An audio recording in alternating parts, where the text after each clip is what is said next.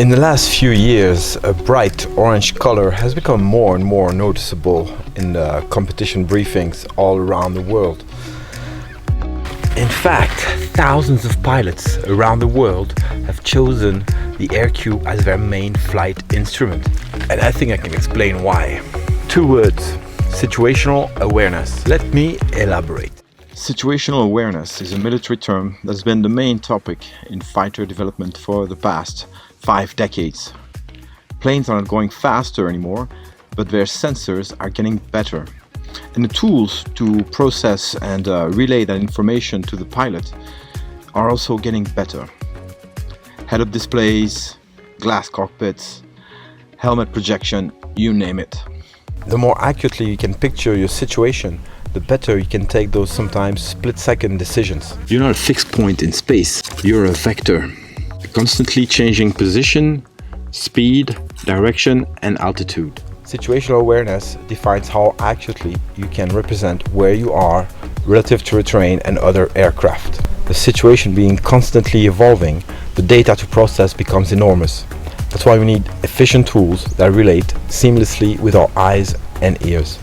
Your brain creates a synthetic image with all the data it has, in a sort of overlay on reality. The wind speeds and lee sides, you don't see it really, but your instrument told you how to predict it. The less time you need to find out where you are going, the more time you have for observation and decision making. A good instrument considerably reduces the pilot's workload. In the same way as you wouldn't build a multi-million-dollar plane without top-notch avionics, you don't want to fly the best gliders without the best instruments. The AIR³ brought this ergonomy and ease of use in one tough package. The high-level pilots recognized this and adopted it massively. The aircraft should be an extension of the pilot, and in the same manner, the instruments should seamlessly extend your observation capabilities, add process data to your mental image of where you are right now. The main focus should always be on the actual flying. In air combat, the pilot with the best situational awareness, who can see what's happening before the opponents, usually wins. But let's not get lost in my air combat gibberish. Just listen to what the pilots who use the AIR³ have to say about it. All right, Tim, you're back in the race, huh? I hope so. No? Yes, I had the previous model and I got the opportunity to upgrade to the new model and grabbed that. For you, what's the biggest difference? Do you notice better readability, for sure accessibility? Readability is fine. I didn't have a problem with the original. The buttons on the top was certainly an advantage, and the flam is also very handy. Mm-hmm. It's great to see where other pilots are, what they're doing, their height, all that sort of information. It's you have many pilots with flarm in US? Not in Australia. No. Mostly sailplane? Probably, yeah. So it's more an issue. So predominantly it's advantage over here. So yeah. The refresh rate of people appearing on your screen is pretty good, and yeah, reasonable. Yeah. I'm not to spot them visually after. Yeah, it certainly helps finding pilots, but yeah, it's not one of those things I'm focused on. So you know, if I see someone, or if I want to, see someone, then I'll have a bit of a look. Well, you can see whether they're going up or down. You can see their height. You can see their line. You can actually track them. Get away! You're happy with your AIR³? Yeah, very happy. Obviously, I always like the AIR³ track. Well, we always use on the phones, on tablets, and that, and it brings it all together. So for me, it was not much of a change, but it was really, really good. All right, I'm happy with it.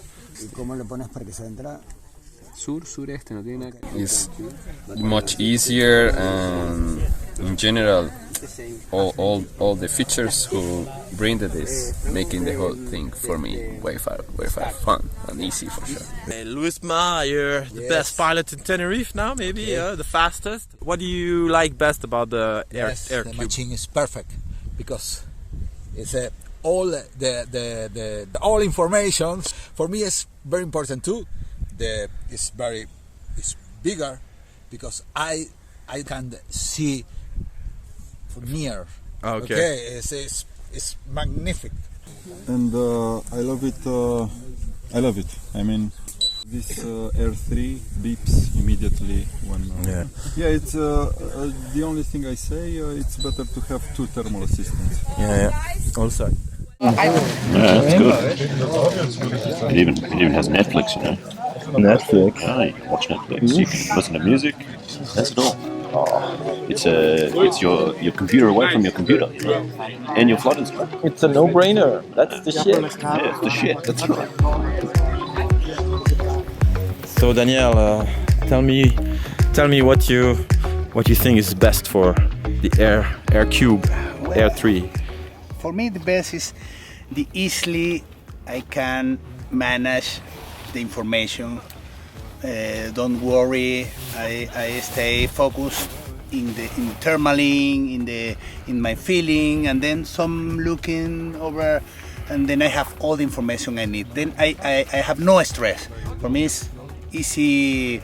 It's an easy instrument to understand, and then I have a big screen, big characters. For me, the best is I can focus on the fly, I can focus on my feeling, I can go into, for me paragliding is like meditation. Then when I don't need to think too much, I can fly better. And then AIR3, AIR3 let me be my more pure way for paragliding. So now, provided you have an internet connection, Wi-Fi or a data card inside the device, you have live rain radar display on your map.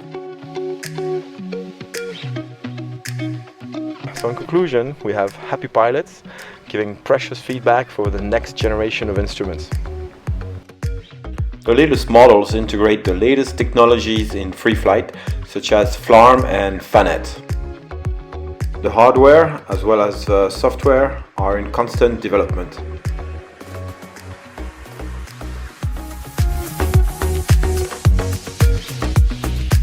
So in the end, the name of the game is getting on that podium, and so this video would not be complete without some photos of some happy pilots who made it there, including myself. And I can't help but thinking that the AIR3 had something to do with it.